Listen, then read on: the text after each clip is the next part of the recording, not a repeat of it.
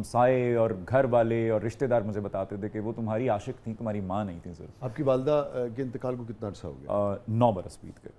तो उस वक्त ये जो जिस पीक पे आप इस वक्त हैं माशाल्लाह, उस वक्त करियर मुज़ाकरात में हमें उरूज पे होगा शायद? जी, मुज़ाकरात चल रहा था, नामालूम अफराद 1 भी आ चुकी थी।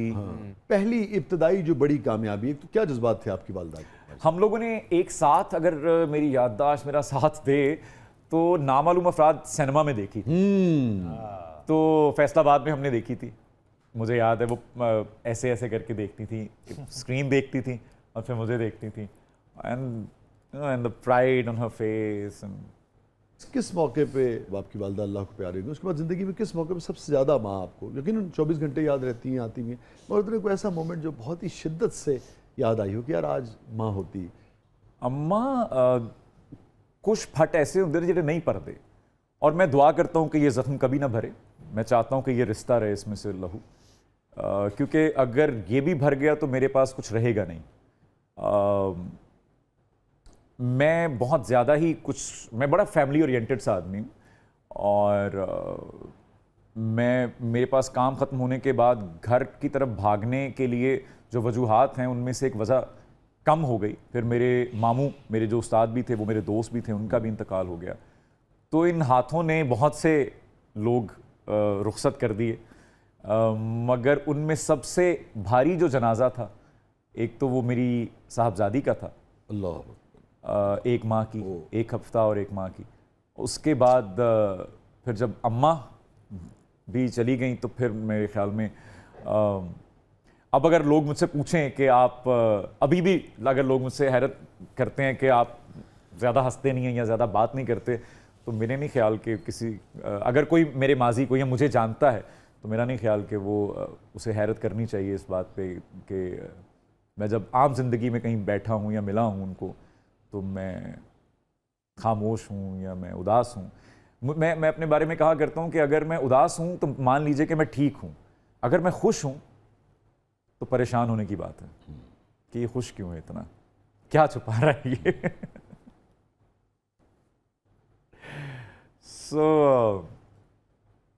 अकलापा इतना ज़्यादा बढ़ता जा रहा है कि अब जो है मुझे लगता है कि बढ़ती उम्र के साथ साथ मैं वापस बच्चा होता जा रहा हूँ। मुझे और शिद्दत से उनकी कमी महसूस होना शुरू हो गई है। अम्मा नहीं बोलते, और मेरा एक ही, चले इसको मैं एक कमी, रिग्रेट या उस तरह नहीं, लेकिन एक कमी अगर है तो कसक, बस मैं, हाँ, एक कसक है कि माँ नहीं मरनी चाहिए थी, किसी दी भी माँ नहीं मरनी चाहिए थी। यस,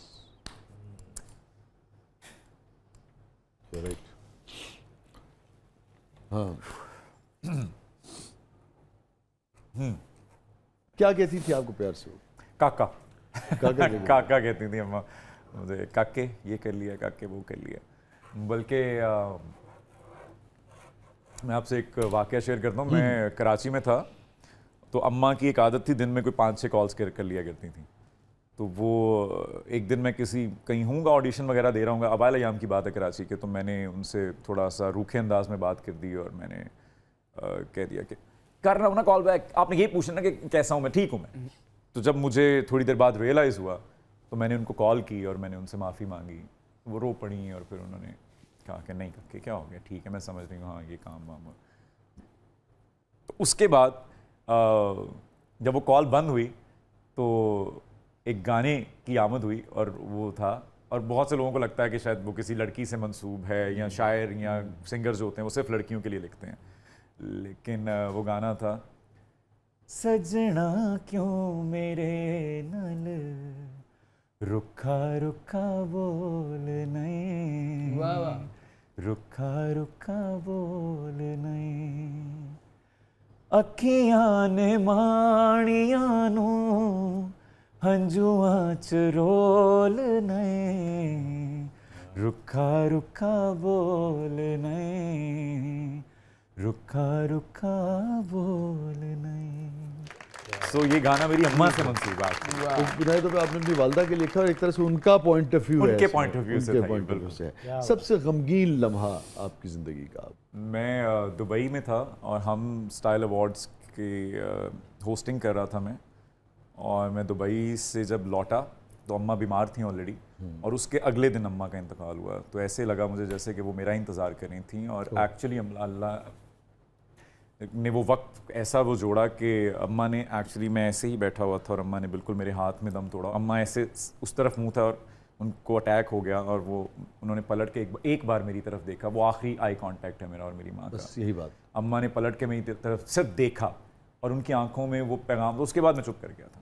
उनकी आंखों में वो था कि नहीं मौसम, अब नहीं, अब बस। उसके बाद जो मैं चुप हुआ हूँ, मेरे ख्याल में वो चुप जो है वो अंदर रह गई है। अब कोई बात जो अब आप सोचते हो, या ज़िंदगी में बाज़ों का झिझक होती है, बाज़ों का दूरी होती है वालदा से या किसी भी रिश्ते से, किसी भी शख्स से, आप न कह पाए हों, आपको लगता है कि यार मैं कहूँ, या वालदा अगर आज हों तो आज ये कहूँ, आप हैं और कैमरा है। अम्मा, आई विश कि मैं आपको ज़्यादा वक्त दे पाता।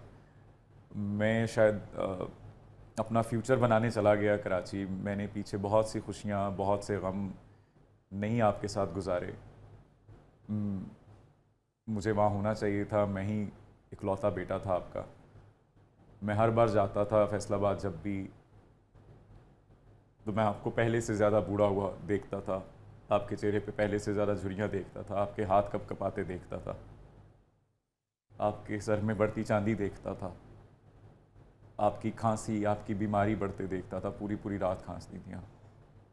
और जब मैं मज़ाकरात के लिए लाहौर आ गया तो आपने ज़िद की थी कि आप मेरे साथ बीमारी में लाहौर जाएंगी। और आई स्टिल रिमेंबर एक बार आपने मुझे कहा था कि काके रास्ते से रोटियां लेते हैं ना, मुझसे रोटी नहीं पकेगी आज। मैंने आके रोटी पकाई थी आपके लिए, और आप इतनी खुश थी, और आपने मेरी पिक्चर्स ली थी तब। और I still have that picture. मैं रोटी बना रहा हूँ और आप, एंड आई रिमेंबर वो रोटी इतनी बुरी तरह जल गई थी, बहुत बुरी रोटी थी वो, और आपने इतनी खुश होकर खाई थी। सो मुझे I still remember that time कि आप उस बीमारी में पूरी रात खांसती थी, फिर भी आप मुझसे पहले उठती थी, खाना बनाती थी।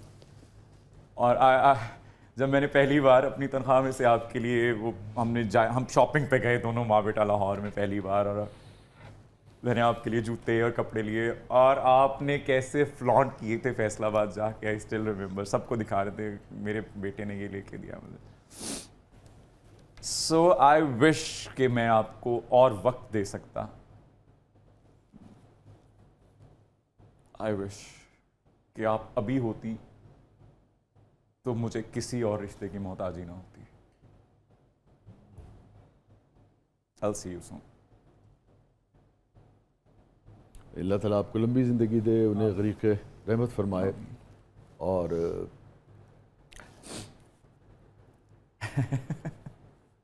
Life is like that. Oh yes, life happens.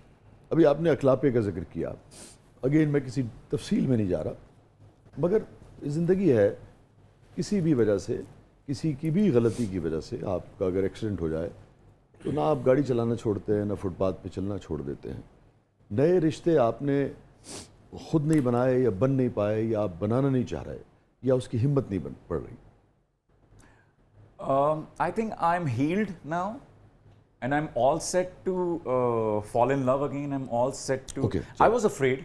I had trust issues. लेकिन अच्छी खबर ये है, अच्छी खबर ये है कि now I'm healed. अगलापा दूर करने के लिए तैयार तो I'm हूं। healed. I'm ready. By nature, I'm a lover. Basically, I am a lover. I'm a giver. So मुझे ऐसा लगता है कि इतनी सारी मोहब्बत, इतनी सारी केयर, इतना कुछ जो मेरे अंदर है देने को, वो मनो मट्टी तले चला गया तो वो सब जाया हो जाएगा। I wanted to give it to people around me. वो फिर चाहे मेरे भांजे भांजियां हैं, मेरे घर वाले लोग हैं, मेरे करीबी लोग हैं जिन्हें मैं जानता हूँ। इन्ना कुछ है तो मैनू आई लव यू कह दे यार। मैनू बहुत जरूरत है, मेरी बहुत जरूरत है। यकीन कर, मैनू I love you, but not that way. आ यार, जब भी बाप अकलापा खराब तो कर सकना, दूर नहीं कर सकना। Love you Masnawaz. I love you too, man. यार So, सलामत रहो, खुशी के नोट पे क्लोजिंग।